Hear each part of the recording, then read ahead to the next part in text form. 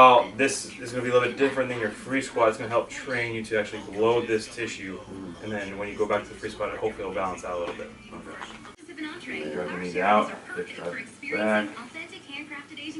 Good. Pull yourself back up. Should feel almost like a hamstring pull on the way up. Any issues with the hip there? There's sort of a feeling in both of them, but I think it's mostly just being in So wide? Yeah, in a position I'm unused to.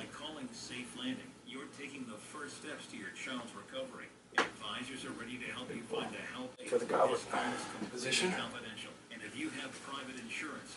So now we're going to force you to kind of engage that anterior abdominal wall. So lock that in. Feet are screwed in, knees go out, hips go back. Now it's really going to sit on the box. You're going to feel a light touch, and you're going to pull yourself back up. There we go. So you're just going to slow on the way down, about 3 to 5 seconds, and then you can drive up as fast as you want. Feel that tension in those hamstrings there.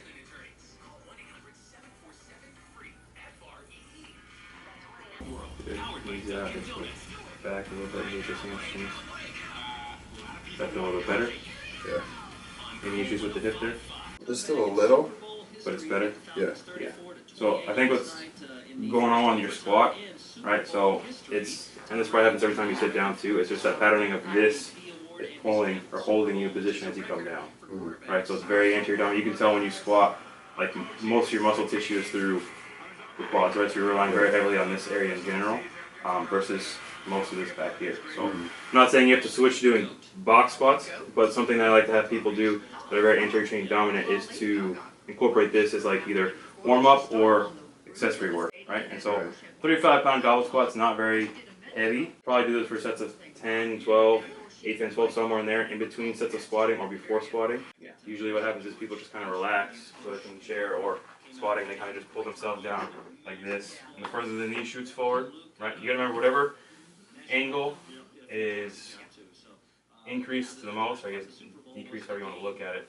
But basically in this position, my hips are relatively neutral, so I'm 90 here, but I'm way more than 90 here. So all the stress is coming through here, which is going to put more tension on the quads. If we can sit back onto the box now, right, I'm 90 here, but I'm more in hip. The hip is more flexed here, so the glutes are more stretched, hamstrings are more stretched, put more tension here. Now I have to pull myself up. Granted, when you're not on the box, you're not going to be able to sit that far back, right? That's why like powerlifters, when they wear the suit, that's what they can do, is they can use the suit to push into the suit to keep them upright, so all the load's back here, right? When you're a free squatter, it's going to be some balance in between. So we don't want to be all the way like this, shooting the knees forward, but we want to be some balance of, so my knees are a little bit forward, but most of the weight for me is still back in the glutes and hamstrings there. So what you're going to do is basically slight knee, bend in the knee, lock the foot in, screw the foot in, and then I'm going to reach just like a box squat.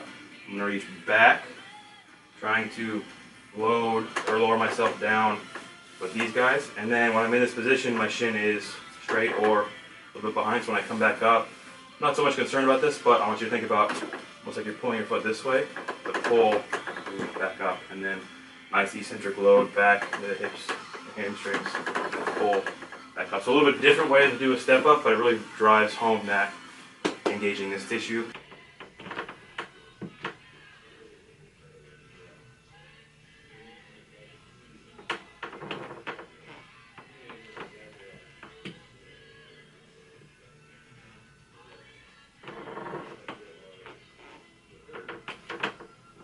What's up? So I just finished at the gym. I just finished squatting actually, but as you've seen already in the footage, I was with my chiropractor today and we worked on a few things, and today was sort of like a breakthrough workout because the things that we worked on, I felt them help a lot today.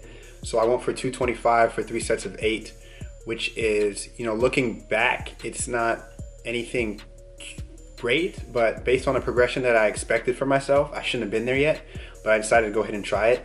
And by doing the those wide stance box squats and 1 set of the step downs that I did in the therapist's office, doing that as part of my warm-up, it helped me start to use my posterior chain basically the way that I should have. I have a tendency, especially on that left side, to use the front of my leg or the quads and some other stuff, and that's sort of what's causing the issue, I think, especially based on how this workout went. And so by making those changes and warming up and cueing sort of those things, things felt really great today. So that's a good sign. There was some discomfort. It's more like tightness at this point, but it was a lot less than before. So I think I'm on the right track. I think these things are gonna help me more and are sort of those final touches that I've been looking for. So squats are going really good as long as I wear a belt, I've realized. So I'm just gonna keep wearing a belt until things sort of clear up with me relearning how to do certain things, and as I work on bracing without a belt. So I'm really excited because now, you know, as things get better, the limiting factor will no longer be the pain, because usually when I get the pain, I hold off and I do less weight just to make sure I'm not ingraining like the wrong movement patterns. So this is exciting because now that's not really a big issue now. It gets less and less each time, so I'm able to actually use weight that I want. Because for a second there, I was squatting for reps the same as I was benching for the same amount of reps, like really close, which is that's not supposed to be. That's the update for today. Things are looking pretty good. I'm gonna look forward to my heavy session on Wednesday, sets of 5. But that's the update on how things are going with me and my hip. You may want to try some of these things out if you have hip issues, but like always, make sure that you go to a professional because your issue may be different than mine.